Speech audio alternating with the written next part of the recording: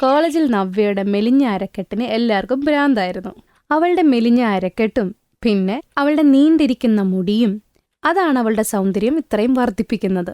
നവ്യ സ്വന്തമായിട്ട് നല്ല കെയർ ചെയ്യാറുണ്ട്. അവൾ രാവിലെ എണീറ്റ് യോഗയും എക്സസൈസും ഒക്കെ ചെയ്യുമായിരുന്നു. അവളുടെ ഗ്രാജുവേഷൻ കഴിഞ്ഞതോടെ അവളുടെ വീട്ടുകാർ അവളെ നല്ലൊരു ചെറുക്കനെ കണ്ടെത്തി കല്യാണം കഴിപ്പിച്ചു വിട്ടു. കല്യാണം കഴിഞ്ഞതോടെ നവ്യ ഭർത്താവിന്റെ വീട്ടിലോട്ട് വന്നു. അവിടെ ഭർത്താവ് അനികേത്, അമ്മായി കമല, നാത്തൂൻ ഛായയാണ് ഉണ്ടായിരുന്നത്. നവ്യ ആണെങ്കിൽ മെലിഞ്ഞിട്ടായിരുന്നു ഇരുന്നത്. എന്നാൽ അപ്പുറത്ത് ഛായയാണെങ്കിൽ നല്ല തടിച്ചുരുണ്ടാണ് ഇരുന്നത്. ഒരു ദിവസം ഇതുപോലെ രാവിലെ ഛായ അവിടെ ചോലെ ഭട്ടൂര കഴിച്ചുകൊണ്ടിരിക്കുകയായിരുന്നു. അപ്പൊ അവളുടെ അമ്മ വന്നു പറഞ്ഞു, ഓ എന്റെ ഛായ മോളെ, നീ എപ്പോഴും ഇങ്ങനെ തിന്നോണ്ടിരിക്കാതെ നീ കുറച്ചൊക്കെ ശരീരം ശ്രദ്ധിക്കും. ഞാൻ നിന്നോട് പറഞ്ഞിട്ടുള്ളതല്ലേ, ഇങ്ങനെ പോയാൽ കുറച്ചു ദിവസം കഴിയുമ്പോൾ നീ വീർത്ത് വീർത്ത് പൊട്ടു ഒരു ദിവസം. അമ്മയ്ക്കറിയാലോ, എനിക്ക് ഈ പച്ചക്കറിയും ഇലയൊക്കെ തിന്നു കഴിഞ്ഞാൽ എനിക്ക് വയറ് നിറയൂല. ചേച്ചി, അമ്മ പറഞ്ഞത് കറക്റ്റാണ്. കുറച്ചൊക്കെ ആഹാരത്തിൽ ശ്രദ്ധിക്കാനുണ്ട് ചേച്ചി. നീ എന്റെ മരുമോളെ ഒന്ന് നോക്കിക്കേ, എന്ത് രസമായിട്ട് അവള് മെയിൻറ്റെയിൻ ചെയ്യുന്നത്. അവളുടെ മെലിഞ്ഞ അരക്കെട്ടും പിന്നെ ആ നീണ്ടിരിക്കുന്ന മുടിയും. ഞങ്ങൾക്ക് ആദ്യമേ കണ്ടപ്പോൾ അവളെ അങ്ങ് ഇഷ്ടപ്പെട്ടായിരുന്നു. നിന്റെ ചേട്ടനാണെങ്കിൽ അപ്പൊ തന്നെ കല്യാണത്തിന് സമ്മതിക്കുകയും ചെയ്തു. ഇനി നിന്നെ പെണ്ണ് കാണാൻ വരുന്നവരെന്ത് പറയുന്നറിയാവോ, മരുമോളാണെങ്കിൽ ദോ വെണ്ടയ്ക്ക പോലെ ഇരിക്കണ്, എന്നാ മോളോ ഉരുളക്കിഴങ്ങ് പോലെ ഇരിപ്പുണ്ടെന്ന്. ഛായക്ക് ഇവർ രണ്ടുപേരും പറഞ്ഞത് ഒട്ടുമേ ഇഷ്ടപ്പെട്ടില്ല. അവൾക്ക് ദേഷ്യം വന്ന് അവൾ നേരെ റൂമിലോട്ട് പോയി. എന്നിട്ട് അവൾ റൂമിൽ ചെന്നിട്ട് ചിപ്സ് കഴിക്കാൻ തുടങ്ങി. അങ്ങനെ കുറേ ദിവസം കഴിഞ്ഞു. ഭർത്താവിന്റെ വീട്ടിലാണെങ്കിലും നവ്യ യോഗയും എക്സസൈസും നിർത്തിയിട്ടുണ്ടായിരുന്നില്ല. അവൾ സ്വന്തമായി നന്നായി നോക്കി. ചൂട് സമയത്ത് പോലും ചൂടുവെള്ളമാണ് അവൾ കുടിച്ചുകൊണ്ടിരുന്നത്. കമലയുടെ അയലൊക്കക്കാരും ബന്ധുക്കളും ഒക്കെ അവളെക്കുറിച്ച് നല്ല പുഴത്തി പറഞ്ഞു. ഓ എന്റെ കമല, നീ എന്ത് ഭാഗ്യവതിയാണ്, എന്ത് സുന്ദരിയായ മരുമോളെയാ നിനക്ക് കിട്ടിയത്. ഓ അവളുടെ വലിയ അരക്കെട്ടും പിന്നെ നീണ്ട മുടിയും ഒരു രക്ഷയില്ല. ഇക്കാലത്തെ പെണ്ണുങ്ങൾക്കൊക്കെ ഇങ്ങനെ ഉണ്ടോ? അവർക്ക് എന്തുവാ മോമോസ്, പൊറോട്ട അതൊക്കെയല്ലേ തിന്നുള്ളൂ. പിന്നെ അവരുടെ അരക്കെട്ട് എവിടെ പോയി കിടക്കണേ ഒന്നും നോക്കൂല. അങ്ങനെ കുറെ ദിവസങ്ങൾ കഴിഞ്ഞു. അങ്ങനെ വീട്ടിലേക്ക് ഛായനെ പെണ്ണ് കാണാൻ ഒരു കറുത്തിരുണ്ടിരിക്കുന്ന ഒരു പയ്യൻ അമ്മേനെയും കൊണ്ട് വരും. അവിടെയാണെങ്കിൽ നവ്യ സാരി ഉടുത്ത് മെലിഞ്ഞിരിക്കുമ്പോൾ ഇപ്പുറത്ത് ഛായയാണെങ്കിൽ സാരി ഉടുത്ത് തടിച്ചുരുണ്ടിരിക്കുകയായിരുന്നു. എല്ലാവരും അവിടെ ഇരുന്ന് കഴിഞ്ഞപ്പോഴത്തേക്കും നവ്യ അവിടെ ആഹാരം കൊണ്ടുവരും. ചെറുക്കന്റെ അമ്മ നവ്യയാണ് പെണ്ണെന്ന് വിചാരിച്ചിട്ട് പറയാണ്, ചേച്ചി ഞങ്ങൾക്ക് നിങ്ങളുടെ മകളെ ഒരുപാട് ഇഷ്ടമായി. നിങ്ങൾ ഇനി എന്തായാലും കല്യാണത്തിനുള്ള കാര്യങ്ങളൊക്കെ ചെയ്തോളൂ. ഇത് കേട്ട് എല്ലാവർക്കും ഒരുപാട് സന്തോഷമായി. അപ്പൊ കമല പറയും, മോളെ നീ പോയിട്ട് അമ്മായിയുടെ കാല് തൊട്ട് തൊഴാൻ. ഛായ നേരെ അമ്മായിയുടെ കാല് തൊട്ട് തൊഴാൻ പോകുമ്പോൾ ആ സ്ത്രീ അപ്പൊ തന്നെ കാലങ്ങ് മാറ്റും. എന്നിട്ട് പറയും, മോളെ നീ എന്തിനാ എന്റെ കാല് തൊട്ട് തൊഴാൻ വന്നത്? ഞാൻ എന്റെ മരുമോളാവാൻ പോകുന്നവൾക്ക് ആദ്യം അനുഗ്രഹം കൊടുക്കട്ടെ. അയ്യോ, ഞാൻ തന്നെയല്ലേ നിങ്ങളുടെ മരുമോളാവാൻ പോകുന്നത്. അയ്യോ, നിന്നെ പോലത്തെ തടിച്ചായ ഒരു പെണ്ണ് എന്റെ മരുമോളാവൂല. എനിക്കാണെങ്കിൽ ഈ ഇടുപ്പ് കുറഞ്ഞ പെണ്ണിനെയാണ് ഇഷ്ടപ്പെട്ടത്. ഇതെന്ത് സംസാരമാണ് ആന്റി പറയുന്നത്? ഞാൻ ഈ വീട്ടിലെ മരുമോളാണ്. നിങ്ങൾക്ക് ഛായയോട് ഇങ്ങനെ സംസാരിക്കാൻ പറ്റില്ല. നേരത്തെ എനിക്ക് അറിയായിരുന്നെങ്കിൽ ഈ വണ്ണമുള്ള പെണ്ണിനെയാണ് കാണാൻ വന്നെങ്കിൽ ഞാൻ ഒരിക്കലും വരൂലായിരുന്നു. എവിടെ കിടക്കണ ഇതുപോലത്തെ മെലിഞ്ഞ മരുമോളും, എവിടെ കിടക്കണ ആന പോലത്തെ സാധനവും. അത് കൊള്ളല്ലോ ആന്റി, ഞങ്ങളുടെ മോളുടെ വണ്ണമാണ് നിങ്ങൾ കണ്ടത്. പക്ഷെ നിങ്ങളുടെ മോന്റെ കറുപ്പ് നിറമൊന്നും നിങ്ങൾക്ക് പ്രശ്നമല്ല അല്ലേ? നിങ്ങൾക്ക് എന്റെ ചേച്ചിയെ ഇഷ്ടപ്പെട്ടില്ലെങ്കിൽ എനിക്ക് നിങ്ങളുടെ ഈ മോനെ ഇഷ്ടപ്പെട്ടില്ല. ചെറുക്കം കൂട്ടര് അവിടെ ദേഷ്യം വന്നിട്ട് ഇറങ്ങിപ്പോകും. അമ്മ മതി, ഇനി എനിക്ക് ഒരു കല്യാണാലോചനയും വേണ്ട. അറിയില്ല ഞാൻ എത്ര പേരുടെ മുമ്പിലാ ഇൻസൾട്ട് ആവണേ. എനിക്കിതൊക്കെ കാണുമ്പോൾ ടെൻഷൻ ആവുക. നവ്യയ്ക്ക് കാര്യം പിടികിട്ടി. ഛായ ടെൻഷൻ അടിക്കുമ്പോഴാണ് ഒരുപാട് തിന്നണത്. അതുകൊണ്ട് തന്നെയാണ് അവൾക്ക് വണ്ണം വെക്കുന്നതും. അടുത്ത ദിവസം ഛായനെയും കൊണ്ട് നവ്യ ഒരു കടയിലോട്ട് പോകും. അവിടെ ഛായയ്ക്ക് ഒരു ഡ്രസ്സ് ഭയങ്കരമായിട്ട് ഇഷ്ടപ്പെടും. നവ്യയ്ക്കാണെങ്കിൽ ഏത് ഡ്രസ്സും ചേരും. പക്ഷെ ഛായയ്ക്ക് ഇഷ്ടപ്പെടുന്ന ഡ്രസ്സൊക്കെ അവൾക്ക് കേറാറേ ഇല്ല. ഒന്ന് വെയിറ്റ് ചെയ്യണേ, ഞാൻ ഈ ഡ്രസ്സ് ഒന്ന് ട്രയൽ ചെയ്തിട്ട് വരാം കേട്ടോ. മാഡം, നിങ്ങൾ നിങ്ങളുടെ ടൈം വേസ്റ്റ് ചെയ്യരുത്. ഈ ഡ്രസ്സ് നിങ്ങൾക്ക് ശരിപ്പെട്ടു വരത്തില്ല. എന്നാ ചേട്ടാ ഇതിന്റെ വലിയ സൈസ് എനിക്ക് തന്നാ മതി. മാഡം, ഇതിലും വലിയ സൈസ് ഞങ്ങളുടെ കയ്യിലില്ല. അതുമാത്രമല്ല, ഈ സൈസിന് പറ്റിയത് ഞങ്ങളുടെ ഈ ഷോറൂമിലേ ഇല്ല. ഇത് കേട്ട് നവ്യയ്ക്കും ഛായയ്ക്കും ഒരുപാട് വിഷമമാവും. നവ്യ ആ കടക്കാരനോട് പറയും,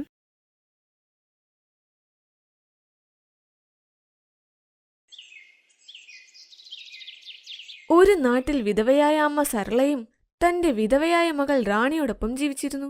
അവരുടെ ജീവിതം എന്നും ദുരന്തം നിറഞ്ഞതായിരുന്നു. അവർക്ക് ചോദിക്കാനും പറയാനും ആരുമില്ല. രണ്ടുപേരും ഒരു പൊട്ടിപ്പൊളിഞ്ഞ കുടിലിൽ ജീവിച്ചിരുന്നു. ഒരു സമയം അവർക്ക് കഴിക്കാൻ തന്നെ ഒന്നുമില്ലാത്ത അവസ്ഥ വന്നു. അമ്മേ, വിശന്നെനിക്ക് വയറ് വേദനിക്കുന്നു. എന്റെ വയറിപ്പോൾ പൊട്ടിപ്പോകുമെന്ന് തോന്നുന്നു. മോളെ വിഷമിക്കണ്ട, നമുക്ക് ഈ വിശപ്പിൽ നിന്നും വേഗം മുക്തി കിട്ടും. ദൈവം നമ്മളെ ഇപ്പോൾ വിളിക്കും. അതിനുശേഷം നമ്മൾക്ക് വിശക്കില്ല. രണ്ടുപേരും വിശപ്പോടെ കരഞ്ഞു കരഞ്ഞു മയങ്ങി. ഭക്ഷണം കിട്ടാത്തതുകൊണ്ട് രണ്ടുപേരുടെ തലമുടിയും കൊഴിയാൻ തുടങ്ങി. രാവിലെ ഉറക്കമെഴുന്നേറ്റപ്പോൾ അവരുടെ കുറെ തലമുടികൾ തറയിൽ കൊഴിഞ്ഞു കിടപ്പുണ്ടായിരുന്നു. അമ്മീ നോക്ക്, നമ്മുടെ മുടി കൊഴിയുന്നു. ഇങ്ങനെ മുടി കൊഴിഞ്ഞു കഴിഞ്ഞാൽ നമ്മൾ കഷണ്ടികളാകും. മോളെ, ഇതൊക്കെ വിശപ്പ് കാരണമാണ്. നമുക്കൊരു കാര്യം ചെയ്യാം. നമ്മുടെ കയ്യിലുള്ള കുറച്ച് പണവും സാധനങ്ങളും എടുത്തുകൊണ്ട് നഗരത്തിലേക്ക് പോയേക്കാം. ഇവിടെ നിന്നാൽ നമ്മുടെ ആരോഗ്യവും പോകും, വിശന്നും മരിച്ചും നമ്മൾ പോകും. പറഞ്ഞത് ശരിയാണമ്മേ.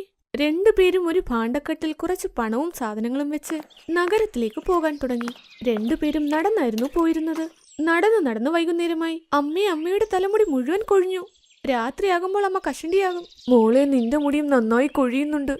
രണ്ടുപേരും രാത്രി കഷണ്ടിയാകുമെന്നാ തോന്നുന്നത്. ദൈവമേ, ഞങ്ങളോട് എന്തിനാണ് ഇങ്ങനെയൊക്കെ നീ ചെയ്യുന്നത്? രണ്ടുപേരും അവരുടെ അവസ്ഥയോർത്ത് കരഞ്ഞുകൊണ്ട് നടക്കാൻ തുടങ്ങി. പെട്ടെന്ന് അവിടെ ഒരു കള്ളൻ വന്നു. അവരുടെ ഭാണ്ഡക്കെട്ടും എടുത്തുകൊണ്ടുപോയി. കൊള്ളൻ, കൊള്ളൻ, പിടിക്ക്, കള്ളൻ, കള്ളൻ. രണ്ടുപേരും കള്ളനെ പിടിക്കാൻ ശ്രമിച്ചു. എന്നാൽ അയാൾ രക്ഷപ്പെട്ടു. രണ്ടുപേരും കരഞ്ഞ് ക്ഷീണിച്ച് ഒരു മരത്തിന്റെ താഴെ ഇരുന്ന് വിഷമത്തോടെ കരയാൻ തുടങ്ങി. അമ്മേ, ദൈവം എന്തിനാ നമ്മളോട് ഇങ്ങനെയൊക്കെ ചെയ്യുന്നത്? ആദ്യം എന്റെ അച്ഛനെ കൊണ്ടുപോയി, പിന്നെ എന്റെ ഭർത്താവിനെയും. നമ്മൾ രണ്ടുപേരും വിധവയായി. നഗരത്തിൽ എന്തെങ്കിലും ജോലി ചെയ്യാമെന്ന് ചിന്തിച്ചു. നമ്മുടെ കയ്യിലുണ്ടായിരുന്നത് കുറച്ച് സാധനങ്ങളും പണവുമാണ്. അതും കള്ളൻ കൊണ്ടുപോയി. നമുക്കെല്ലാം നഷ്ടമായമ്മേ. നമ്മൾ ഇനി ജീവിച്ചിരുന്നിട്ടും കാര്യമില്ല. ഈ മരത്തിൽ കെട്ടിത്തൂങ്ങി നമ്മൾക്കങ്ങ് മരിച്ചേക്കാം. ആ മരത്തിലൊരു പ്രേതമുണ്ടായിരുന്നു. പ്രേതം അവരുടെ ദുഃഖങ്ങൾ കേട്ട് താഴേക്കും വന്നു. ഞാനൊരു പ്രേതമാ. ഈ മരത്തിലാ താമസിക്കുന്നത്. നിങ്ങളുടെ രണ്ടുപേരുടെയും ദുഃഖങ്ങൾ കേട്ട് എനിക്ക് ഒരുപാട് സങ്കടം വന്നു. ഞാൻ രണ്ടുപേർക്കും എന്തെങ്കിലും സഹായം ചെയ്യണമെങ്കിൽ പറഞ്ഞോളൂ. ഞങ്ങൾക്കിപ്പോൾ പൈസയുടെ ഒരുപാട് ആവശ്യമുണ്ട്. നോക്കൂ, പണം തന്ന് നിങ്ങളെ സഹായിക്കാൻ എനിക്ക് പറ്റില്ല. കാരണം പണമുണ്ടാക്കുന്നത് മനുഷ്യനാണ്, പ്രേതങ്ങളല്ല. വേറെ സഹായം ചോദിക്കൂ, നേച്ചറിൽ നിന്നും കിട്ടാവുന്നത്. പെട്ടെന്ന് റാണിയുടെ മനസ്സിൽ ഒരു ഐഡിയ തെളിഞ്ഞു. ശരി, ഞാൻ പറയാം. ഞങ്ങളുടെ മുടി എല്ലാം കൊഴിഞ്ഞു പോകാറായി. ഞങ്ങൾക്ക് ഞങ്ങളുടെ മുടി എപ്പോൾ വേണമെങ്കിലും വളർത്താനുള്ള ശക്തി തരാൻ പറ്റുമോ നിങ്ങൾക്ക്? ഇതെനിക്ക് വേണമെങ്കിൽ ചെയ്തു തരാൻ പറ്റും. പ്രേതം അവരോട് കരുണ തോന്നി അവരുടെ മുടി വലുതാക്കാനുള്ള പവർ അവർക്ക് കൊടുത്തു. അവർ സന്തോഷത്തോടെ വീട്ടിലും വന്നു.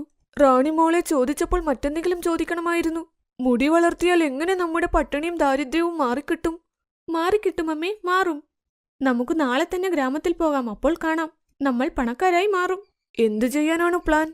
ഇപ്പോൾ ഉറങ്ങൂ, നാളെ പറയാം. ക്ഷീണമുള്ളതുകൊണ്ട് അവർ പെട്ടെന്ന് ഉറങ്ങി. അടുത്ത ദിവസം രാത്രി എല്ലാവരും ഉറങ്ങുന്ന സമയത്ത്, അമ്മേ, നമുക്കിപ്പോൾ നമ്മളുടെ മുടി വലുതാക്കേണ്ട സമയമായി. നമുക്ക് മുടി വളർത്തി എല്ലാവരുടെയും വീട്ടിലെ ജനലിലൂടെ മുടി കയറ്റി അവരുടെ പണവും സ്വർണവും എല്ലാം നമ്മൾ കടിച്ചു മാറ്റാം. രണ്ടുപേരും ഇങ്ങനെ ചെയ്തു. രണ്ടുപേരും മുടി വളർത്തി നാട്ടുകാരുടെ പണം, സ്വർണവും ഭക്ഷണവും മോഷ്ടിക്കാൻ തുടങ്ങി. അങ്ങനെ കുറച്ചു നാളിൽ പണക്കാരായി. എന്നാൽ ഗ്രാമജനങ്ങൾക്ക് നഷ്ടം വന്ന് അവർ തെരുവിൽ നിന്ന് കരയാൻ തുടങ്ങി. അവർക്ക് കള്ളൻ ആരാണെന്ന് മനസ്സിലായില്ല. എന്റെയും എല്ലാ സാധനങ്ങളും കൊണ്ടുപോയമ്മേ. അറിയില്ല ഏത് കള്ളനാ വന്നതെന്ന്. എല്ലാം എടുത്തുകൊണ്ടുപോയി. നിന്റെ മാത്രം സാധനങ്ങളല്ല പോയത്, ഗ്രാമത്തിലെ മുഴുവനും പോയി. ആരുടെയും കയ്യിൽ ഒന്നും തന്നെയില്ല. ഗ്രാമജനങ്ങൾ കരയുന്ന ശബ്ദം ഗ്രാമത്തിലെ മരത്തിലിരുന്ന പ്രേതവും കേട്ടു. ഈ ഗ്രാമം മുഴുവനും ഒരുമിച്ചെന്തിനാണ് കരയുന്നത്? പോയി ഒന്ന് നോക്കിയേക്കാം. ഗ്രാമം മൊത്തം കൊള്ളയടിച്ചെന്ന് പ്രേതത്തിനപ്പോൾ മനസ്സിലായി. പ്രേതമെല്ലാം മനസ്സിലാക്കാൻ വേണ്ടി കണ്ണടച്ചപ്പോൾ അതിനു മനസ്സിലായി കള്ളൻ അമ്മയും മകളുമാണെന്ന്.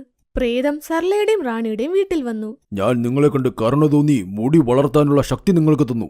പക്ഷെ നിങ്ങളത് തെറ്റായ കാര്യത്തിന് ഉപയോഗിച്ചു. നിങ്ങൾ കാരണം പാവം ഗ്രാമജനങ്ങൾ കരയുകയാണ്. ഇപ്പോൾ തന്നെ രണ്ടുപേരുടെയും പവർ ഞാനിങ് എടുക്കുക. അതുപോലെ നിങ്ങളുടെ ജീവനും ഞാനിങ് എടുക്കുക. അങ്ങനെ ചെയ്യരുതേ. ഞങ്ങൾ രണ്ടുപേരും വളരെയധികം പാവങ്ങളായിരുന്നു. അതുകൊണ്ട് ചെയ്തതാ ഇങ്ങനെ. അമ്മ പറയുന്നത് ശരിയാ. ഞങ്ങൾക്ക് മുടി വരെ നഷ്ടമായി പോയിരുന്നു. നിങ്ങൾ എന്തു പറഞ്ഞാലും ഞങ്ങൾ ചെയ്യാം. ശരി, നിങ്ങൾക്ക് രണ്ടുപേർക്കും ഒരവസരം കൂടി ഞാൻ തരാം. ആദ്യമായി ഗ്രാമജനങ്ങളിൽ നിന്ന് നിങ്ങൾ എന്തൊക്കെ മോഷ്ടിച്ചോ അതെല്ലാം നിങ്ങളിൽ നിന്ന് എടുത്ത് അവർക്ക് തിരിച്ചു കൊടുക്കാൻ ഞാൻ പോകുക. അതിനുശേഷം 3 ദിവസത്തിനുള്ളിൽ ജനങ്ങൾക്ക് വേണ്ടി നിങ്ങൾ എന്തെങ്കിലും ചെയ്തേ പറ്റൂ. ഇതാണ് നിങ്ങൾക്കുള്ള ശിക്ഷ. ഇനി നിങ്ങളിങ്ങനെ ചെയ്തില്ലെങ്കിൽ എന്റെ ശക്തി എന്താണെന്ന് നിങ്ങൾ അറിയും. ഇങ്ങനെ പറഞ്ഞ് പ്രേതം മാഞ്ഞുപോയി. 2 ദിവസം കഴിഞ്ഞു. സർലയ്ക്കും മോൾക്കും ഒന്നും മനസ്സിലായതേയില്ല. രണ്ടുപേരും ചന്തയിൽ അലഞ്ഞു തിരിഞ്ഞു. മോളെ, ഇപ്പോൾ നമ്മുടെ കയ്യിൽ പൈസയൊന്നുമില്ലല്ലോ. പിന്നെങ്ങനെ നമ്മൾ നാട്ടുകാരെ സഹായിക്കും? പെട്ടെന്ന് സർലയുടെയും റാണിയുടെയും ശ്രദ്ധ ഒരു കുട്ടിക്ക് നേരെ തിരിഞ്ഞു. അവൻ റോഡിന്റെ നടുക്കു നിന്ന് ഐസ്ക്രീം കഴിക്കുകയായിരുന്നു. പെട്ടെന്ന് അവിടേക്ക് ഒരു ട്രക്കും വരുന്നുണ്ടായിരുന്നു. ഗ്രാമജനങ്ങളും ഞെട്ടി. അയ്യോ അയ്യോ, ഈ കുഞ്ഞിനെ അവിടുന്ന് മാറ്റ്, ട്രക്കിന്റെ ബ്രേക്ക് പോയേ.